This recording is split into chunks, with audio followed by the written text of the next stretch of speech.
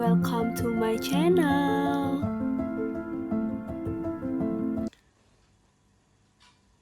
Assalamualaikum warahmatullahi wabarakatuh.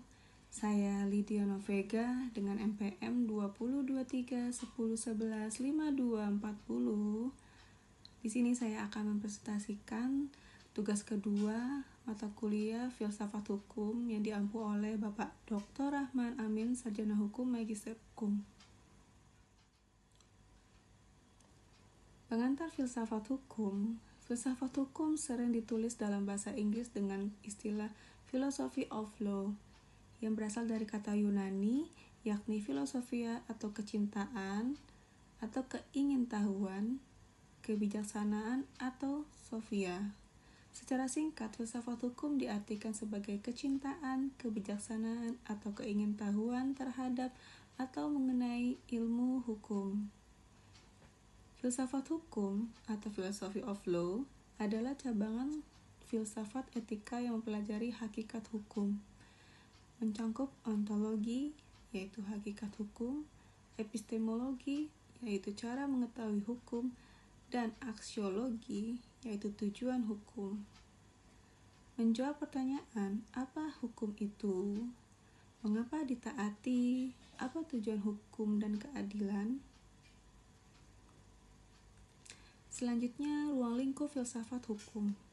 Filsafat hukum adalah refleksi filsafat mengenai masalah-masalah hukum yang diawali dengan pertanyaan mendasar, yakni apa hukum itu, yang kemudian berkembang pertanyaan-pertanyaan selanjutnya mengenai hukum itu. Dari hal tersebut, ruang lingkup filsafat hukum belum ada kesepakatan dari para sarjana dan filsuf, di mana pandangan mereka tentang ruang lingkup filsafat hukum bergantung pada hal sebagai berikut. Pertama, pandangan terhadap hukum. Pandangan para filsuf terhadap objek penelitiannya, terutama aliran yang dianutnya, mempengaruhi apa yang menjadi ruang lingkup filsafat hukum. Kedua, masalah-masalah hukum yang manusia hadapi terus berkembang, seturut dengan akhirnya masalah-masalah baru dalam masyarakat yang membutuhkan penyelesaian hukum. 3. Filsafat hukum mengkaji segala hal yang ada di luar jangkauan ilmu-ilmu hukum, antara lain sebagai berikut. 1. Apakah hakikat hukum? 2. Apakah keadilan? 3. Apakah tujuan hukum? Keempat, apakah sebabnya orang harus mentaati hukum? Apakah dasar mengikat dari hukum? Kelima, bagaimana hubungan hukum alam dengan hukum positif? Keenam, bagaimana hubungan hukum dengan kekuasaan? Ketujuh, bagaimana hubungan hukum dengan hak asasi manusia? Lalu ada dari Max Tobit yang mencangkup kewenangan dan kewajiban serta tanggung jawab dan kesalahannya. Manfaat mempelajari filsafat hukum. Filsafat hukum memiliki karakteristik yang bersifat menyeluruh. Dengan cara berpikir tersebut, mahasiswa atau siapa saja yang mempelajari filsafat hukum diajak untuk berwawasan luas dan terbuka dan menghargai pemikiran, pendapat, dan pendirian orang lain. Mengetahui dan memahami filsafat hukum dengan berbagai sifat dan karakternya, maka sebenarnya filsafat hukum dapat dijadikan salah satu alternatif untuk ikut membantu memberikan jalan keluar dan pemecahan terhadap berbagai krisis permasalahan yang sedang dialami dalam kehidupan masyarakat, bangsa, dan negara. Selanjutnya, sejarah perkembangan filsafat hukum. Yang pertama, pada zaman kuno itu ada tokohnya Socrates, Plato, Aristoteles, Cicero. Mereka fokus pada hukum alam atau natural law dan rasionalitas. Hukum dianggap berasal dari akal dan kodrat manusia, bukan hanya dari penguasa. Lalu Socrates itu menekankan moralitas dalam hukum. Plato melihat hukum sebagai sarana menuju keadilan ideal. Aristoteles menekankan hukum sebagai hasil rasional untuk mencapai kebaikan bersama. Sedangkan Cicero menegaskan hukum alam yang universal dan abadi. Lalu di abad pertengahan Tokohnya ada Agustinus dan Thomas Aquinas. Fokus pada hukum Tuhan atau divine law dan hukum alam. Tokoh Agustinus menyatakan bahwa hukum yang tidak adil bukanlah hukum sejati karena tidak sesuai dengan kehendak Tuhan. Lalu Thomas Aquinas menggabungkan rasionalitas dengan teologi. Hukum alam dianggap berasal dari akal manusia yang diciptakan Tuhan untuk memahami kehendaknya. Lalu yang ketiga, zaman modern, tokohnya yaitu Descartes, Hobbes, Locke, dan Kant.